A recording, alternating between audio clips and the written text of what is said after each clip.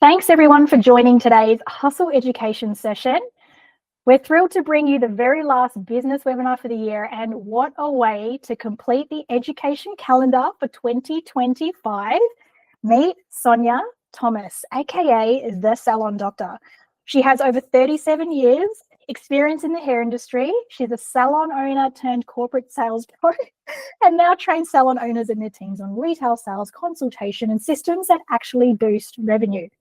We're super excited to team up with her for this free 30-minute hustle-led session. She's going to teach you how to prescribe powerful business solutions for yourself, your salon, without making anyone feel salesy.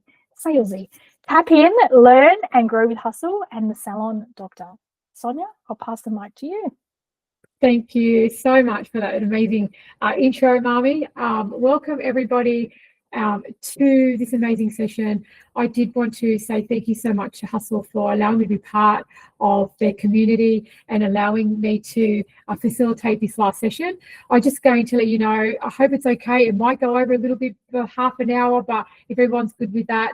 I also wanted to say the reason why I decided to actually partner up with Hustle is because it really aligned with what I like to do, and that's really having home salons being able to increase their revenue through retail while they're working from home. It shouldn't just be salon only. It should be for anyone who's doing a client's hair.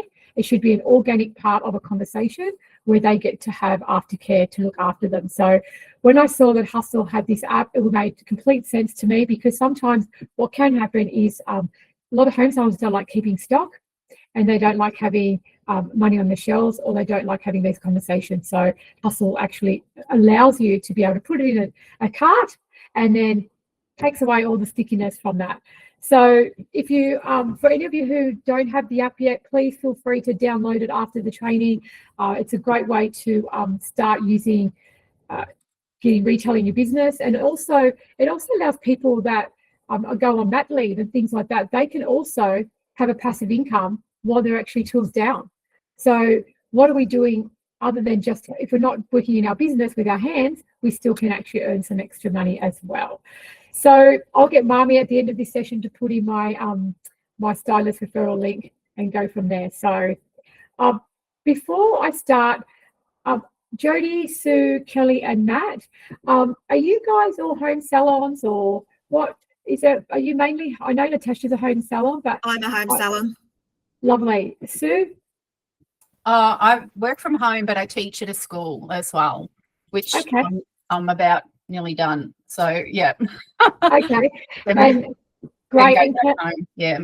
All right, perfect. And Kelly, are you a home salon? Yeah, home salon. Okay, beautiful. So what I really want to ask yourself, and want to be honest for a minute, is who's here is scared to put up their prices because they work from home? Nope. Nope. Great. Love that. Who doesn't recommend retail simply because they work from home? Yep. You don't recommend retail? Not very much, no. Okay, great. Well, you're perfect to be on here then, Jody. I don't know about you, Sue or Kelly, but I know that a lot of home hairdressers don't like to recommend retail. And if you really look at working from home, we don't just work from home. I want you to really start to look at changing the narrative that this is not a side hustle. This is a business. Yeah, and really I'm going to unpack for you today how we can really change that. Just because we work from home doesn't mean we don't have the authority to help your clients look after aftercare. Are we good with that? Because the reality is your clients don't choose to come to see you just because you work from home or choose the 4 walls that you work in. They come to see you for what you actually can deliver. So retail matters because it's a second income that you can actually generate from home. If you're only doing hair, that means when you stop doing hair, then you have no other earning capacity, okay? So your chair is your limit. Your time has a limit, okay? But retail has no limit. If we're recommending products to our clients, then we're always going to have that residual income. And also, we're going to make sure that our clients' integrity of their hair is looked after. Because one of my fundamental beliefs is serving, not selling. What we want to do is actually finish the service off with our client. And part of that finishing off is their aftercare. Who else agrees that they should really have aftercare that they take home, because they're with us only for that 1 or 2 hours, but they're at home for 4, 5, 6 weeks what are they doing in that meantime? How are they keeping the integrity of the hair, and how are they maintaining it? So retail is such an integral part of what we deliver. So who can agree with that? Yeah, we're good? Awesome. So it's almost like being the doctor and not giving them the prescription. Okay, if we don't carry stock, sometimes you don't need to have the space. This is what HUSL's for, right? If you don't want to have the stock, you can still do that recommending, okay? And you can earn some really great profits with this in your business. So one of the things with us hairdressers, we have a lot of limiting beliefs, okay? We have limiting beliefs around, we become too familiar with our clients, okay? So our clients become our friend, and we're too concerned that they can't afford it, okay? So we have this very limited belief that they won't spend the money. I know her situation. She's told me that, she's struggling, prices are going up, things like that. But it's actually not our decision to make that choice for them. So I'm going to give you a bit of an analogy. If you go to a fine dining restaurant, okay, and they've got the tomahawk on the menu, which is $180, okay? And that's what we're going to order. But the waiter decides he's not going to give you the wine list. He's not going to give you the wine list because he thinks you can't afford it. He's not going to give you the wine list because he can't be bothered, or he's not going to give you the wine list because you're not a wine drinker. He makes the assumption you don't drink wine. That's what we do every day. We decide not to give our clients the option of retail. If our clients actually knew that we felt that they couldn't afford it, how would they be feeling? If someone said, oh, I didn't give you the wine list because I didn't think you could afford it, how would you actually feel? That actually, my partner and I, quick little story, we went to Spain. It was our last day with a 3-week amazing Europe trip. We ended up not spending as much money as we did throughout the trip. So we thought, you know what?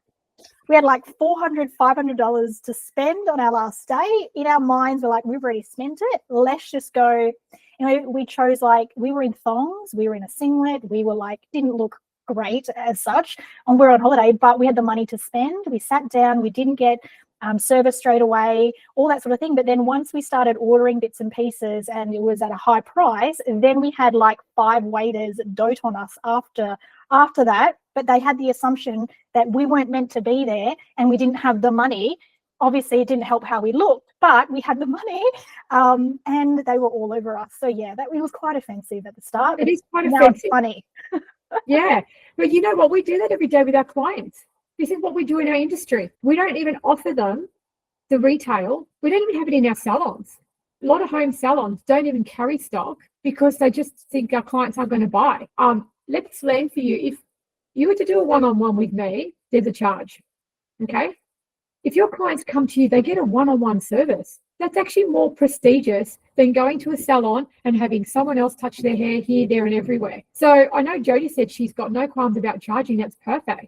But we're not finishing the service. We're actually not giving them that aftercare. I talk about high ticket services, about treatments. We don't like offering treatments. We only charge, maybe $10, $15. The value of treatments is still the value of a treatment. Whether you're from home or whether you're from a salon, you should still have a high ticket item. Yeah, you still should have that value. So it's our job is to present the options. Okay, our job is to make sure that we're giving them the options to actually take the aftercare. And when we present it in a consultation platform and we really start to unpack what's going on for them at home, they're more than willing to have that conversation with us. So if we actually do say, what are you using on your hair at home? Well, we know that's a sell question. But if I actually say, so with a really curious mind, so what actually do you use at home? And how is that working for you? How are you feeling? Does it change the condition of your hair? How do you feel like that's actually helping you? Do you use shampoo and conditioner from the supermarket? If they are, then there's some products on the supermarket right now that actually contradicts with our product at home. So we really need to start unpacking our consultations from the get-go. I've done, with my training, I actually teach to recommend retail on inception, okay? It's a great tool when we actually start unpacking our consultation to start talking about retail from that moment, okay? Well, I want to let my client know that I'm going to keep the integrity of their hair and that's what I'm going to only use for them in my salon. So if you've aligned yourself with the brand, I'm going to take Natasha as an example. So Natasha's aligned herself with Nat. So when she does a consultation, she's going to tell her client, this is what are you using at home, but can I tell you a little bit about what I'm using in my salon? And then what I'm going to do, I'm actually also going to use it on your hair today. So that's really their first sample. So when we actually start talking like that, it's a non-negotiable for me that that's what I want them to use, because that's what I'm using on their hair. I just tend to I love retail, so it's not getting yourself worked up that you're going to sell it. I find it's just giving them the advice, and then, you know, like I teach the students, like everyone, like write it all down, and then at the end just say, this is what I used on your hair, and I'll pop it on your record. And if you can't get it today, then they can always come back next week and you've got it on record. Or if it's on the HUSL app, I just drop what products they are, and if they buy it, they buy it. Like, you know, that, as I said, it's sort of out of your, so it's good because you can have different products on that HUSL app to promote as well. But we can actually really dial it in even tighter. So when we actually are talking about it, rather than leaving it to the end saying if you feel like using it, I would just be saying to them, this is what we're doing on your hair today, and this is how I really would love you to look after as aftercare. So aftercare is part of the plan, because if we're not recommending the aftercare, then I don't know what's going to happen in 6 months' time, what the integrity of your hair is going to look like. So I want to make sure that I keep that integrity from the moment they sit with me. And then what I even tell them, that I will do an evaluation every time they come to me. Okay, so by giving them an evaluation, it means that they can actually, I've got control of the sale every single time. So yes, I'm that. I always do recommend to my clients products that they need to use. So generally started at the consultation point of view, often even for certain services, if I'm chatting to them online or via text or a phone call prior to an appointment, I usually do ask them what they're currently using. So I want to establish a baseline for their hair and what's there, just as we do, we want to establish what their hair chemical history is. We want to know what their product history is. But also what I like to do is, when I'm talking to them, I may not present all the products to start with, but as I'm using them, I'll explain what I'm using, why I'm using it as I'm going, because I think then they kind of often understand, oh, this is why you're using a heat protector. I'm doing it at this point in the blow dry, and this is when you would do it after you've shampooed and conditioned, maybe used a leave-in, whatever you may have done. The one thing that really always frustrates me, and I have one client in particular who loves natural products from the supermarket. And I've even given her a So Sublime because she refuses to buy a heat protector and she needs a leave-in moisturizer. So I gave her one at one stage and she's like, oh, my hair's feeling great. My hair always feels fantastic for a couple of weeks after you've done it, because I've used K18. But she refuses to buy anything from me. So I would actually say to her, if you like using natural products, but yet you've actually used the products I've given you, so for me, that would mean it's almost like an excuse to not buy. It is, yes. Yep. So I would really unpack consultation and ask her, do you mind if I just ask you, Matt, what's the resistance? Because I know when I've given it to you, you've actually really liked it. And I know you've actually noticed the difference. So can you unpack for me, where's the resistance in the actual product? So is it price point? Is it, because we don't know what their pain is and what the resistance is, then I don't know which angle to go to. So I'd actually say to that client, can I just have a really honest conversation with you? And she'll definitely say yes, because, that's a pretty rhetorical question, right? It's like, I'm going to have this conversation with you or without you kind of thing. But have you had a problem in the past where you've spent a lot of money and it didn't work? Have you, where's the pain coming from? So when I know where the pain is, then I can start unpacking. So is it price? Is it the trust in the product? Is it that she might feel that every time she's bought professional, her hair's got used to it? So she might actually have a problem with things that she's actually bought in the past that she's referring to now. I don't think it's an issue of spending money. She's happy to pay for her hair, and she's last appointment she was talking about upgrading from a Honda to a Lexus, so she's obviously got some money she can spend. Right. But So I think you're right. I think there may be an issue there where she's perhaps used something, she's not been happy with it, or she just doesn't perceive that there's the benefit of using a recommended product as opposed to something she can just buy off the shelf herself. So I'd say to her, you're looking at going from a BMW to a Lexus, and I'd say to her, why don't you drive a Honda, or why don't you drive a Toyota? So tell me a little bit about why you feel that that's a prestigious brand for you. Oh, because it has this, it's got reverse sensors, it does this, it's automatic, Awesome. So do you know that by using these organic products, it's like sitting in a Honda? Yeah. Yeah, because that's exactly what you're doing. So if you talk her terminology, and because what we tend to do sometimes, we go into so much detail about product that we actually lose. We don't break it down in layman's terms. So I'm saying to you, well, tell me, what products have you used before? And what haven't you liked about them? Because you might have found that she's used a product at the wrong time for her hair. She might have bought Kerastase, okay, and felt, I'm going to buy the Lexus of hair products, right? And guess what? It didn't work. So now she's lost all faith in it because she thought she bought the best and it didn't work. But because it wasn't prescribed, it wasn't tailored, and it wasn't personalized, then that's a different conversation. Okay. So, yeah, it's a good point. So really find out, because it's never about money. Okay, it never is. This is what I teach. It's never about money, because people have always money to buy what they want to buy when they feel like they need it. It gives them status, or they feel like they have to have it. So there's 3 reasons, and one of the reasons is never about price.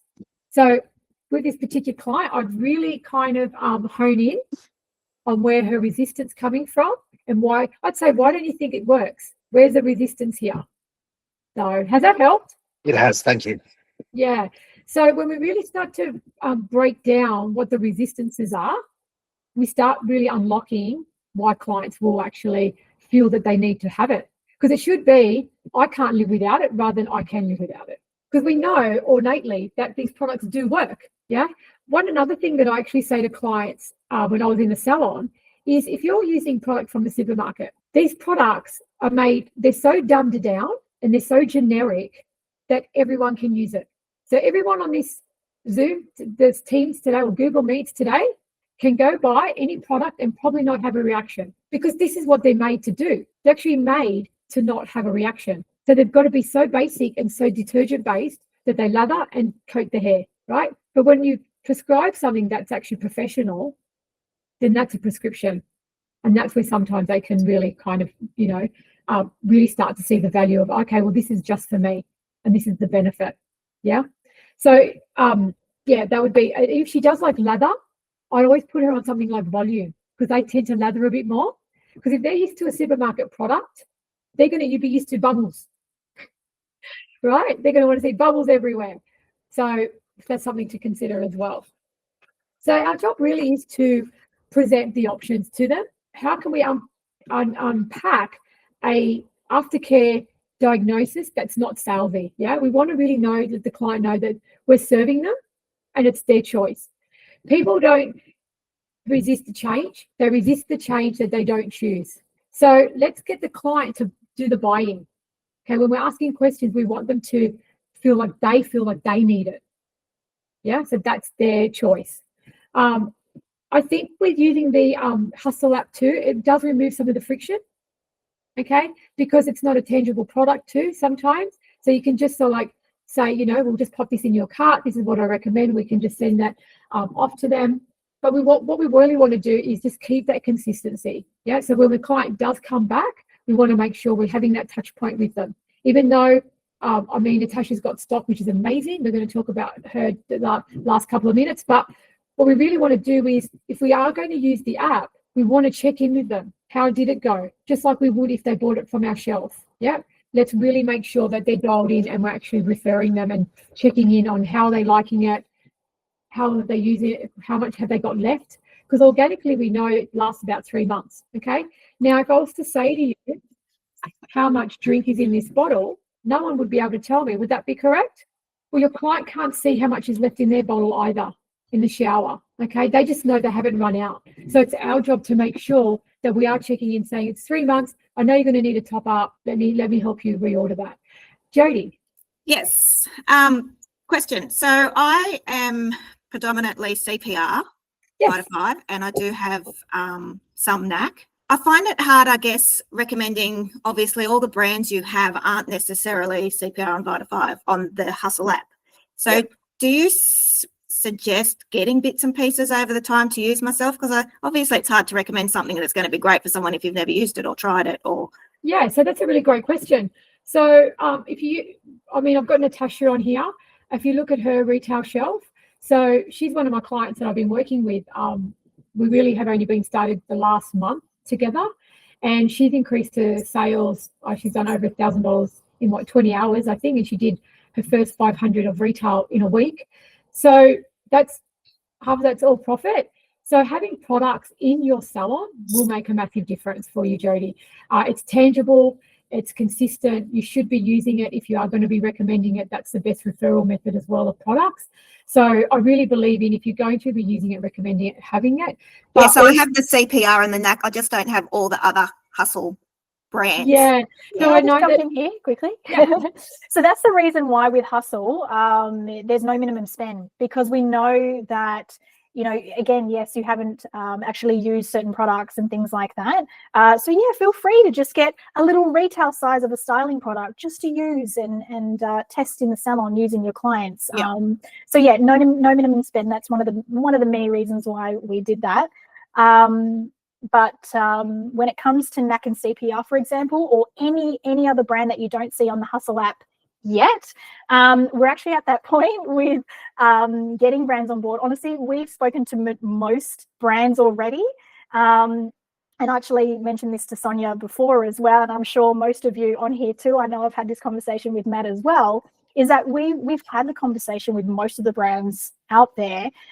Some brands don't get it. They don't quite understand what Hustle is doing. There are brands that are like, no, salon only, and all sorts of reasons. However, what we have noticed, Hustle now has been around for over 2 years. What we have noticed is that those brands that we spoke about, maybe spoken to in the last year or year and a half, are actually now contacting us, because now they understand what our app is all about, and how having their brand on the platform, another way for stylists. And with the way that the industry is changing, we're at 70% independent hairdressers now. They're like, oh my gosh, we've got to get in there, and we've got to change the way that we have our products available to the hairdressers that are now 70% independent.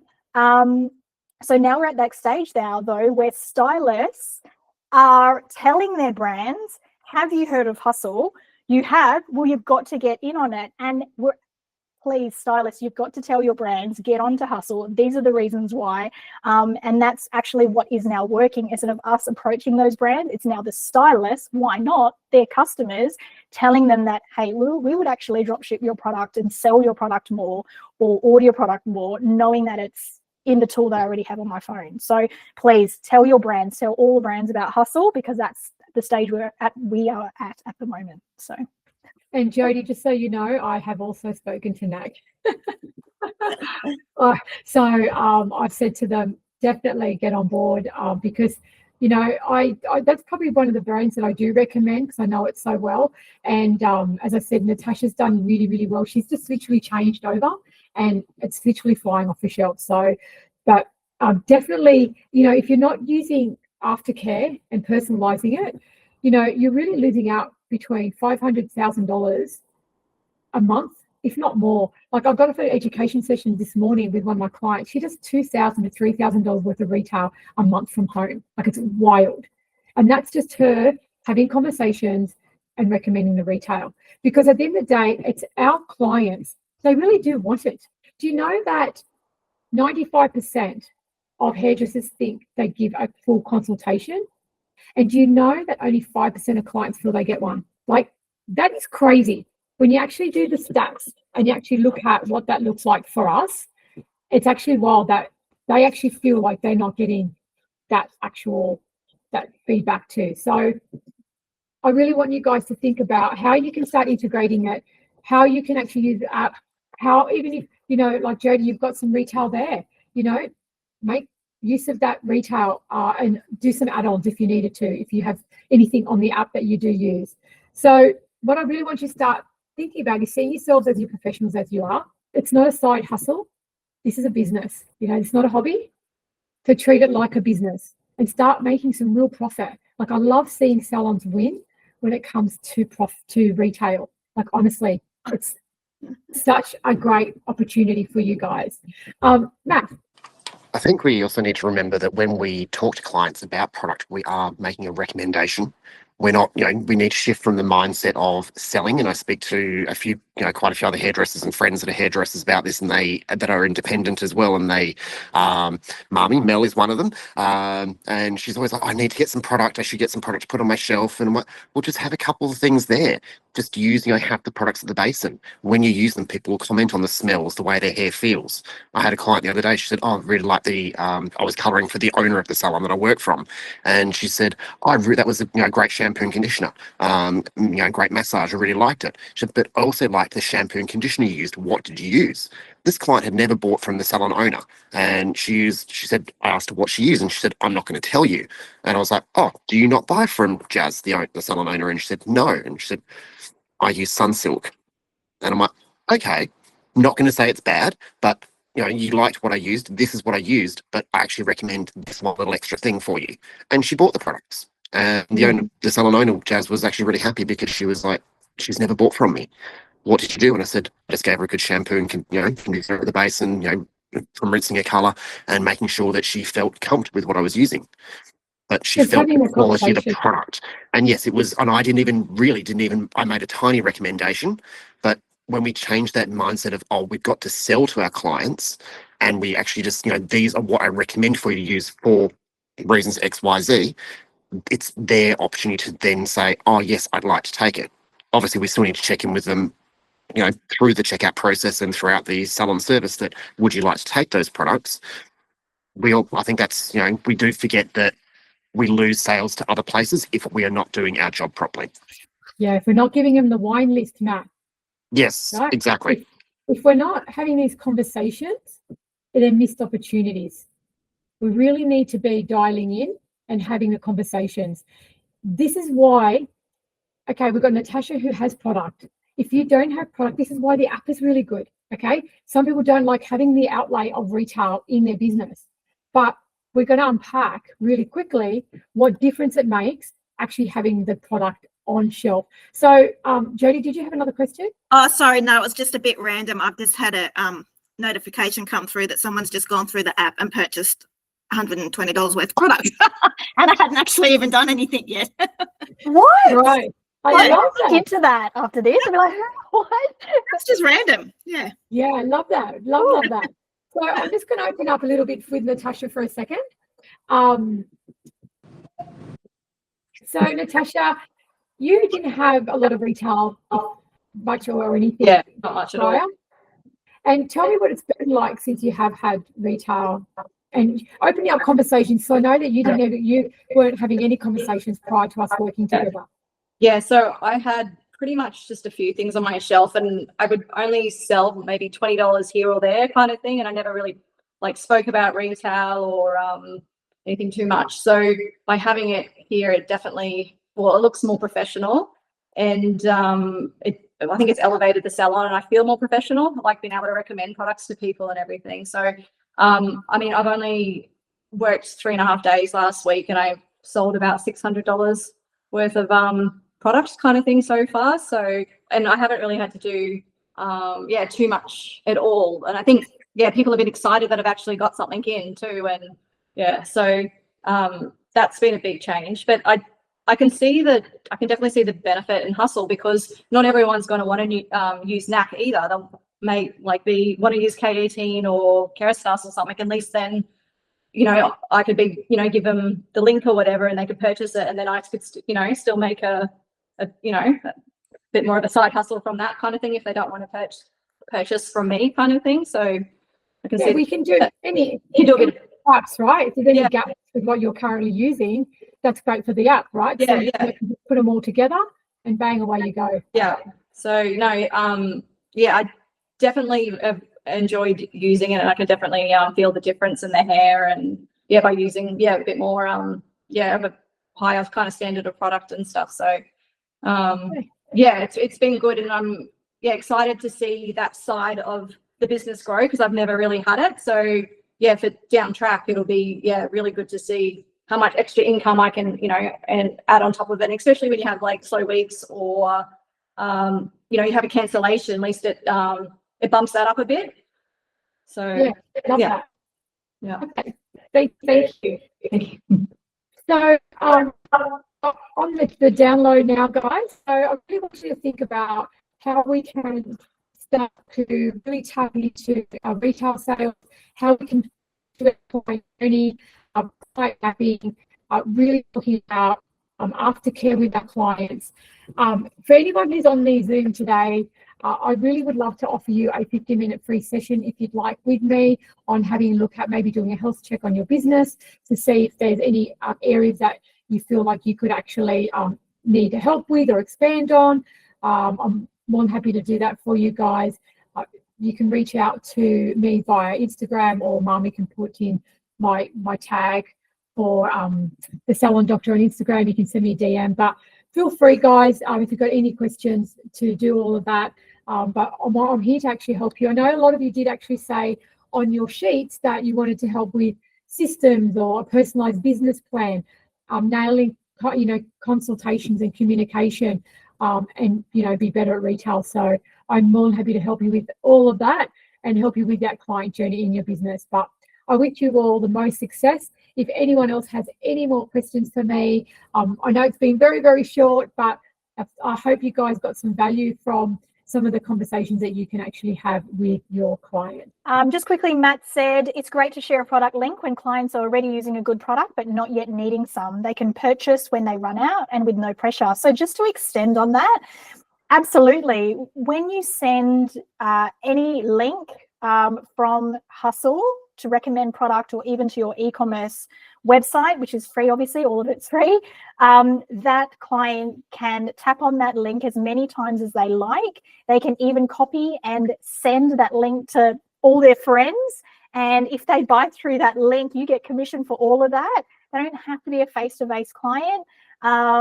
It's super exciting. So yes, what Matt has mentioned, if you send them a link, they can purchase from that link, say 3 months down the track, they can tap on it again, they buy every 3 months. You're like getting that same client tapping on that same link that you sent a year ago. So yeah, thank you so much for that, Matt. So what I'm happy to offer HUSL is next year we will do a consultation mapping. So how we can actually have really good organic conversations with our client on how we can actually unpack retail as part of that aftercare. Because what we want them to really value is why it's so important for them to use it. And I have a really great method of pulling out their pain. So watch this space for next year. Well, if that is it, thank you so much. Meeting you all. Yeah, happy 2025. Most of you have joined our HUSL education this year. We really appreciate your support. Of course, as we have people that attend and they show that they really value these sessions, it really does help us know that what we're doing, we're on the right track. It's about helping our industry, educating others. I've always said when promoting this education, whether you use the HUSL app or not, we don't care. Come and join. Watch out for a great calendar next year. We'll definitely have Sonia. I'm looking forward to that consultation mapping session. And have a good Christmas, everyone. And we'll see you all later.